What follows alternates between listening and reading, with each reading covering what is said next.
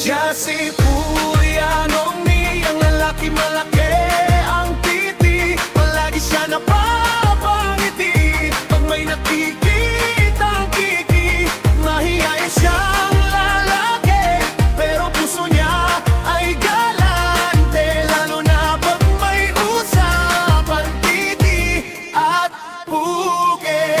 Makikita niyo siya noon sa mga kwentong bakbakan, kung saan may mga tsurba na kinakatay ni kayo kasama ng mga Armando na pinapahiya din ni Andrea. At madami pang iba na kadalasan ang mga nag-aaway ay nagkakampihan, paikot-ikot ng walang katapusan.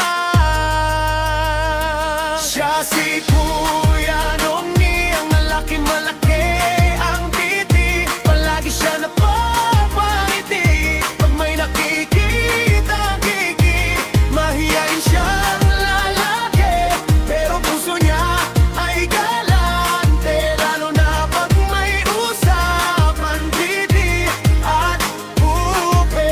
Kaya sa tingin ko lang kay Kuya Nongni, nais niya lamang ay may masiyang usapan. Dahil kahit naman toxic ang talakayan, basta sa kwento ay may katuwaan at biruan. Buhay nga naman ay maikli ang kasabihan, kaya dapat lang naman ay maging masaya. Kaya go, Kuya Nongni, magbiro ka at magsaya ka sa mga taong nagpapasaya sa'yo. Basta nandyan pa din ang respeto.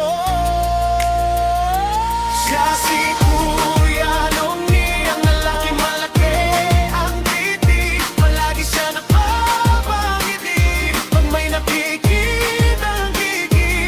Mahihain siyang lalaki, pero puso niya ay galante, lalo na pag may usapan titi at puke.